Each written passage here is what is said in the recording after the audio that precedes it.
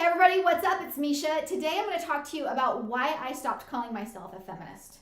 Okay? Oh, it's a really strong statement. You're going to have to let me explain. Let's jump in.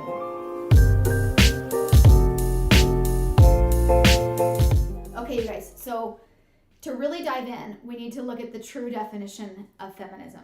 Okay? The true definition of feminism is the advocacy of women's rights based on the equality of sexes. Okay, so that definition, that one that I just read you, I'm all for that.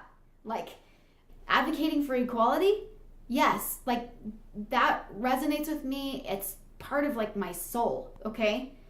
Like making sure that women can like learn and have a voice and vote and speak out, all of those things, yes. Like get equal pay, yes. But I don't feel like that's what the feminists of the world today are like fighting for. I feel like it's like a little skewed. Let me tell you what I think I see, okay? I'm gonna use a piece of art to illustrate what I think I see. And this is like, I love expressing myself this way. I seriously, I'm so excited to show you this.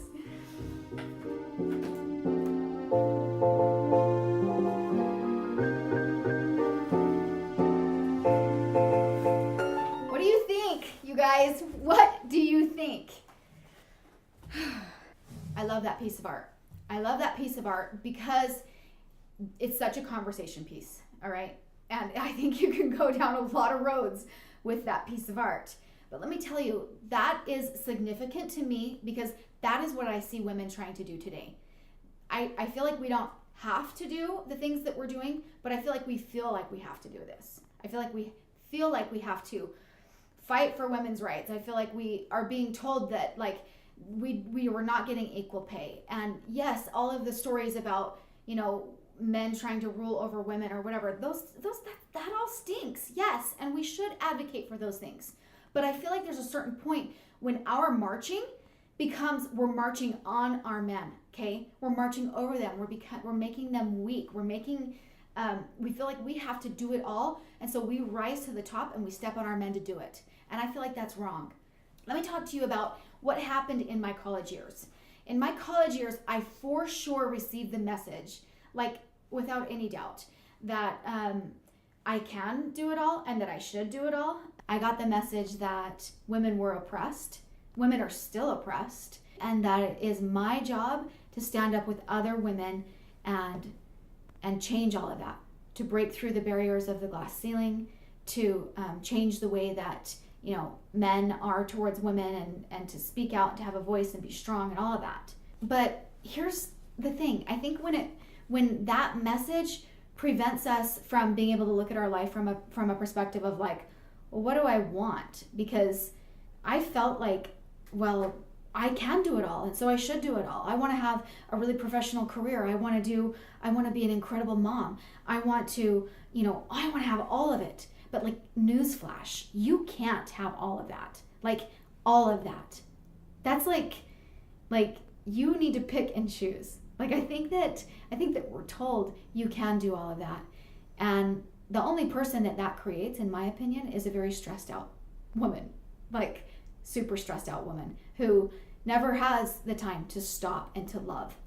To never has the time to think about it just doesn't have the time to live life passionately, right? And that's why, like, it is so important to choose what it is that you want to do.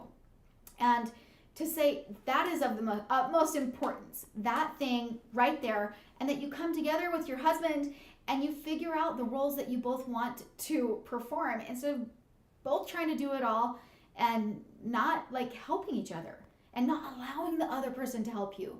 I feel like that is one of the biggest things that this movement is doing. It's creeping its way, not just from the streets and from the marches, but it's creeping its way like into our homes and into our mentality, right? And it can hurt us if we're not like careful.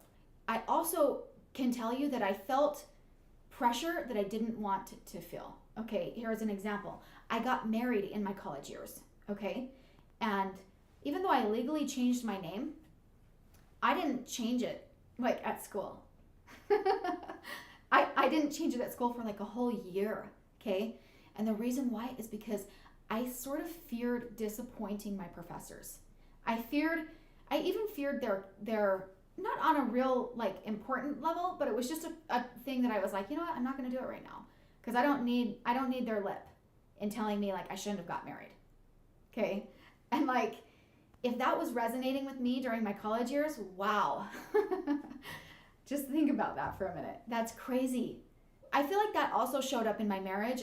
I wanted to always do everything very equally. I never asked for help for things that would have been nice to have my husband's help with. Because guess what? I am woman, hear me roar. I mean, did you see the chick with the mustache? We can do it all. Like, I can do every single thing and a bag of chips, okay? I can do all of that, right? Back to the news flash. It was a lot for me to process. Like, what do I really want? Do I want somebody else to be raising my babies? Or is that what I want? And I felt like I could take a step back and take a look at, there's a time and a season for all things. And that I don't have to be killing myself to do everything all at once. That was huge for me, coming out of like a huge message that I was getting. Even one of the videos that they showed us, okay, in college, it's called The Second Shift. I don't know if you can find it on YouTube or wherever, but the idea behind the movie is that the man goes to work, he rides the train, he comes home, he works a hard day, comes home, puts his feet up, and he gets to chill, okay? And that the woman stays home and she works and raises her kids, takes care of the house, everything. And then when the man comes home, she still works, and that's her second shift. And she's working, and doing the dinner and laundry and everything like that. And I feel like it was portrayed in a way that like if you choose home life, then you're choosing that. You're choosing the second shift. And to me, that's not the answer. The answer is take a look at it together and say, look, honey, like if you come home from work and I'm working, then work with me. And then when we are both done, we can both put our feet up at the end of the day. If there's something wrong, let's fix what's really wrong. Okay, let's not try to fix, like, let's not say that we have to, conquer the whole wide world because women are working a second shift. That's nobody's fault but that woman and that man in that marriage and not having the proper agreements and the proper understandings. And honestly, proper love that reaches out to help each other. That is like the basis of what's broken. But it's presented in such a different light. At least it was to me in my college years. Okay, so right now I want to contrast with you a couple of like words, okay? And I know this is gonna get like underneath some of y'all's skin, but let's contrast the words. And this is where I feel like women were: submit, obey, be quiet. Okay, I feel like that those are words that like women used to have to like associate with. Okay, we were told that we were being a good girl if we did those things. Okay.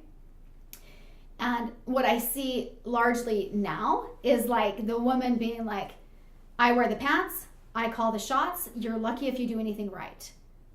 So to me, I feel like that is literally like flipping the coin of saying, we were oppressed, now we're the oppressors. Because guess what? When we act like that, that's emasculating our men. That's taking away their manhood, their humanity. Like, where's the middle ground?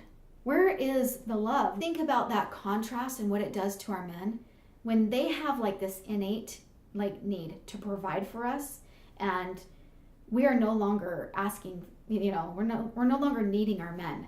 We're no longer needing them. So what kind of men are we creating? If we are flipping the coin, we're being the oppressors, we no longer need them, like, what is their purpose? They don't have a woman to fight for or a family to fight for. They don't have as strong of reasons anymore. I feel like we become so consumed with this thought that we have to be independent that we don't rely on our men. And because they have such a need to be needed, like it hurts them too, right? And so you can't have a relationship where, one person is like all fixed and perfect and good and the other person is like broken. That doesn't work. When a woman is broken, the man's broken. When the man's broken, the woman's broken. It's just the way that it is. Like we can't get anywhere unless we go there together. We have to lift and love each other if we're going to be doing this as an equal partnership. So when we emasculate our men, we make them small. When we do anything that takes away their manhood or we demean them in any way, we make them small. You guys, there is a video clip from the movie Intern that like really struck me to the core when I saw that movie. So Anne Hathaway is the main character, and she is really impressed by the role of Robert De Niro. Okay, he's an older man. She's not attracted to him in the movie, but she's just loves that he's such like a real man, that he's courteous and kind and helpful and all of those things. And she's in it's a scene where she's in a bar with Robert De Niro and 3 other guys that work for her. Okay, she's had a little bit too much to drink, and her tongue is a little too loose. Okay, if you know what I'm saying, she says a little bit too much.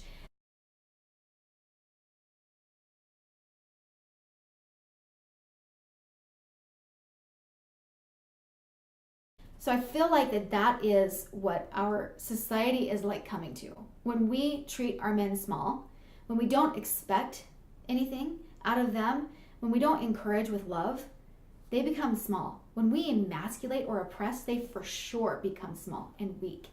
Like, we need our men to be people who will fight for us, who will have our back, who will, like, we need our men to be strong. And we need to know that we can do it, because that's like independence, right? But we need to also like be smart about knowing that we can ask them to help us, and in what ways that makes our life better and easier because we're excelling and getting there together. That's like the ultimate, right? That's love. What I know for sure is that, like, without any doubt, is that making our men small is not the answer. Turning the coin of oppression is not the answer. If we're emasculating our men so that we can prove a point or so that we can climb a little higher, we're doing it wrong. My hope is that we can be strong women, okay? That we can be strong women that don't make feminism a bad word, that don't make like people want to disassociate from the meaning of what really being a true feminist means. That's what my hope is.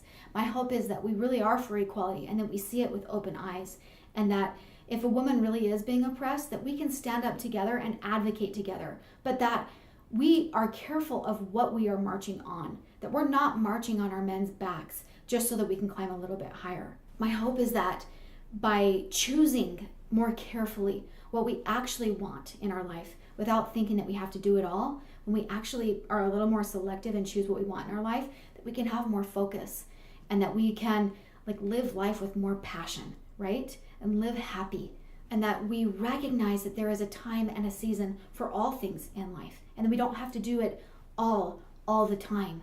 That means that we can actually enjoy life, right?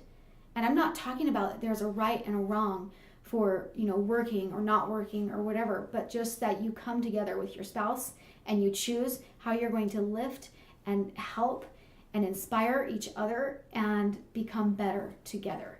And that we're not trying to just take over. That we allow our men to be men, and that we allow us to be women, and to say like, I am feminine and I love that. And let your man like glory in your roles. Let's recognize where there actually needs to be more love and understanding and encouragement from us females, because that's our specialty, PS. So let's march on. Let's march forward, all of us, women and men, but let's do it in love for both women and men. Okay, you guys, so I know you're gonna have a lot to say after a bunch of my thoughts like that. So it's welcome. Say whatever you want in the comments, what resonated with you, what didn't. I would love to hear. And share the video if you like it. Share it. And feel free to poke around on my channel if you want to find more ideas to live happy and be inspired. Have a great day.